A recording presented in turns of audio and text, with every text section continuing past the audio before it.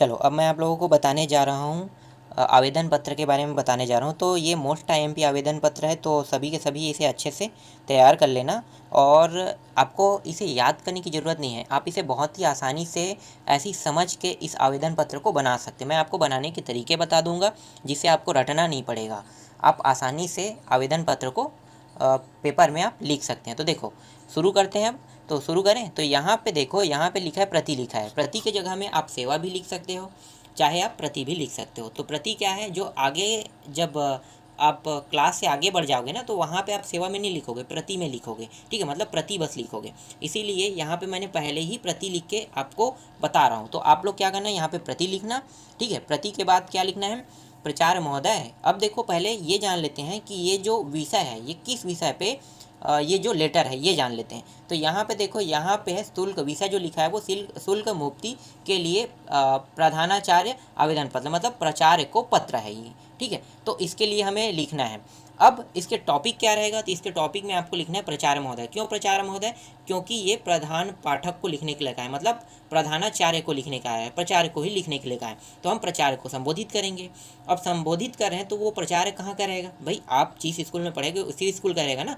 तो यहाँ पे प्राचार्य महोदय लिखोगे और जिस स्कूल में पढ़ते हो उस स्कूल का नाम लिखोगे। तो यहाँ पे मैंने यूपी वाला लिख दिया। ठीक है, उत्तर प्रदेश का शासकीय उत्तर माध्यमिक विद्यालय लखनऊ। आप अपने स्कूल का नाम लिख लेना। ठीक है, इसके बाद नीचे में देखो महोदय लिखा हुआ है। महोदय के बाद नीचे में देखो जो पॉइंट जो है ना, अक्सर जिस पॉइंट में आपको डाउट रहता है या टफ रहता है, ये पॉइंट यही है महोदय के नीचे वाला। अब इसे बनाना कैसे है आपको, तो मैं आपको समझा देता हूँ। ठीक है, ये क्या है, ये भावनाएं हैं हमारी, मतलब हम क्या क्या मुसीबतों की सामना कर रहे हैं इस चीज़ के लिए, तो वही चीज़ें आपको यहाँ पे लिखना है जो मुसीबत आपको आता है। तो सारी चीज़ें जो है आप अपनी भावनाओं को लिखोगे। जैसे कि यहाँ पे मैंने कुछ ठोस शब्दों में लिखा है। ठीक है, वो मेरी भावनाएं हैं, ये समझो आप। तो देखो मैं पढ़ के आपको बताता हूँ क्या है। सविनय निवेदन है कि मैं शासकीय उत्तर माध्यमिक विद्यालय लखनऊ में कक्षा 9वीं 10वीं का विद्यार्थी हूँ। जो 9वीं वाले रहेंगे वो 9वीं लिखेंगे, 10वीं वाले रहेंगे वो 10वीं लिखेंगे। ठीक है, इसके बाद है मेरे पिताजी एक किसान हैं। किसी प्रकार से वो मेरी पढ़ाई और घर का पालन पोषण की जिम्मेदारी लिए हुए थे, परंतु कुछ ही दिनों पहले उन्हें कुछ बीमारियों ने ग्रसित कर लिया, जिस वजह से अब कोई भी कार्य करने में सक्षम नहीं हो पा रहे हैं और वह मेरी स्कूल की फीस नहीं दे सकते। मैं आपको यह ज्ञात दिलाना चाहता हूँ कि मेरी स्कूल से संबंधित गतिविधियों में काफ़ी अच्छा प्रदर्शन रहा है और मेरा कक्षा में प्रथम स्थान रहा है। आपसे विनम्र निवेदन है कि आप मेरी शुल्क को पूर्णतः माफ़ कर दें, जिस वजह से मैं अपनी पढ़ाई को आगे बढ़ा सकूं। मैं आपका बहुत बड़ा आभारी रहूँगा। यहाँ पे आपको लिखना है। इसके बाद आपको क्या लिखना है, यहाँ पे धन्यवाद लिखना है, फिर साइड में आपको दिनांक देना है। इसके बाद ये जो है आपका आगे का ऋषि क ख ग जो भी है 9वीं 10वीं कक्षा रहेगा, कक्षा 9वीं कक्षा 10वीं आपको लिखना है। तो ये जो पॉइंट है धन्यवाद, दिनांक, आपका आगे का ऋषि, ठीक है, ये सब तो पहले से तय है। ठीक है, ये सब चीज़ यहाँ पे रहेगा। बस जो डाउट रहता है वो चीज़ मैंने पढ़ के बता दिया। तो आप इस तरह से आप अपने भावनाओं को लिख सकते हैं, आपको याद करने की ज़रूरत नहीं है। इसके बाद देखो दूसरा मैं आपको बता देता हूँ, शासकीय उत्तर माध्यमिक विद्यालय यहाँ पे लखनऊ, वही चीज़ है, लेकिन यहाँ पे मैं स्थानांतरण प्रमाण पत्र का आपको बता रहा हूँ। ठीक है, तो देखो सब चीज़ सेम है। प्रति है, प्रचार महोदय, मैंने नाम नहीं बदला। ठीक है, मैं बदल सकता था पर नाम इसमें मैंने नहीं बदला, शासकीय उत्तर माध्यमिक विद्यालय लखनऊ का ही दे दिया मैंने। इसके बाद यहाँ पे देखो स्थानांतरण प्रमाण पत्र हेतु आवेदन पत्र। विषय हमेशा वही चीज़ रहेगा जो आपके पेपर में आ रहेगा, तो वो पूरा टॉपिक आपको लिख देना है। अब स्थानांतरण प्रमाण पत्र को और क्या नाम से जाना जाता है, विद्यालय छोड़ने का प्रमाण पत्र के नाम से भी जाना जाता है। तो ये दोनों टॉपिक एक ही है ना, अलग अलग मत समझना। अगर विद्यालय छोड़ने का प्रमाण पत्र रहेगा तो भी स्थानांतरण प्रमाण पत्र ही आपको लिखना है, इसीलिए मैंने दो नामों से यहाँ पे दिया है। अब यहाँ पे देखो महोदय लिखा हुआ है। महोदय के बाद जो टॉपिक आपको डाउट रहता है वही टॉपिक मैं यहाँ पे आपको बता देता हूँ। ठीक है, तो देखो क्या लिखा हूँ मैंने, यहाँ पे देखो मैंने इसी वर्ष आपके विद्यालय में कक्षा 10वीं की परीक्षा उत्तीर्ण की है। मेरे पिताजी भारत सरकार के कार्यकाल में अधिकारी है, कार्यालय में अधिकारी हैं। उनका स्थानांतरण दिल्ली से देहरादून हो गया है। हमारा सारा परिवार दिल्ली से जा रहा है। हमारे विद्यालय में छात्रावास की भी कोई भी व्यवस्था न होने के कारण मेरा यहाँ पर अकेले रहकर पढ़ पाना असंभव है। आपसे अनुरोध है कि मुझे विद्यालय छोड़ने का प्रमाण पत्र देकर कृतार्थ करें, जिससे मैं देहरादून जाकर किसी अच्छे विद्यालय में प्रवेश ले सकूं। मैंने विद्यालय की पुस्तक लौटा दी है और मुझ पर किसी प्रकार का शुल्क बकाया नहीं है। ये रहेगा इसका टॉपिक। इसके बाद बाकी टॉपिक वही रहेगा, धन्यवाद आपको लिखना है, दिनांक लिखना है, आपका आज्ञाकारी शिष्य XYZ कक्षा 10वीं, ये सब चीज़ आपको लिखना है। इसके बाद मैं आपको दिखा देता हूँ अगला, यहाँ पे बुक बैंक से पाठ्य पुस्तक प्राप्त करने हेतु, ठीक है, तो ये विषय है। अब इसमें देख लेते हैं, देखो प्रति है, ठीक है, वही प्राचार्य महोदय है, श्रीमान मैंने लगा दिया है, जरूरी नहीं कि आप लगाओ कि ना लगाओ, लेकिन वो आपके ऊपर डिपेंड करता है। श्रीमान भी लगा दोगे तो भी अच्छा रहेगा, प्राचार्य महोदय भी लिखोगे तो भी अच्छा रहेगा, नंबर नहीं काटेगा यहाँ पे, ठीक है। तो प्राचार्य महोदय यहाँ पे है। इसके बाद देखो इस बार मैंने जगह को बदल दिया है, तो यहाँ पे है शासकीय उत्तर माध्यमिक विद्यालय जसपुर राजस्थान लिखा हुआ, ठीक है। तो मध्य MP वाले हैं MP लिख लेना, मतलब MP का कोई जगह का नाम, और CG वाले CG का जगह का नाम को लिख लेना, ठीक है।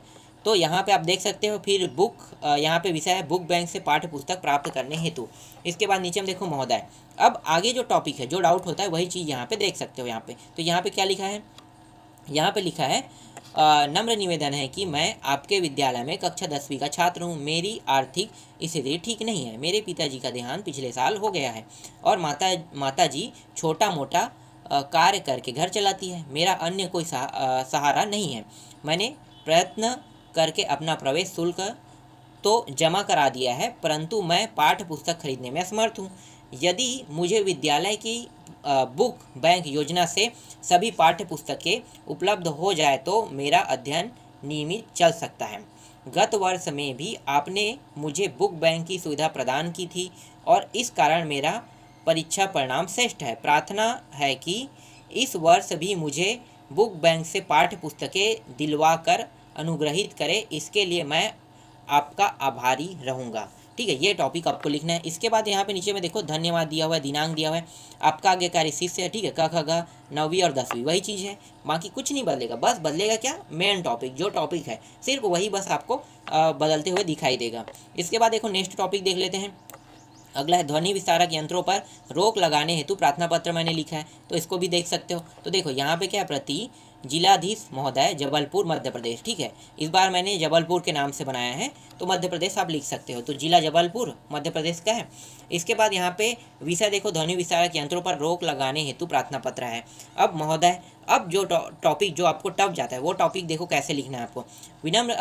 विनम्र निवेदन है कि ये टॉपिक आप विनम्र लिखो, सनम्र लिखो, जो भी लिखना चाहे लिख सकते हो, कोई दिक्कत नहीं है, ठीक है। यहाँ पे विनम्र मैंने लिखा है। विनम्र निवेदन है कि हमारी माध्यमिक शिक्षा मंडल की परीक्षाओं का समय निकट है। हम छात्र अध्ययन में व्यस्त हैं, परंतु जगह जगह लाउड स्पीकर DJ साउंड की आवाज़ से हमारे अध्ययन में बहुत व्यवधान पड़ता है। इसके पूर्व 12वीं के छात्र ने आपको एक प्रार्थना पत्र इस संबंध में दिया है। धार्मिक कार्यक्रमों, सभा और दुकानों में निर्बाध रूप से लाउड स्पीकर बजाए जा रहे हैं।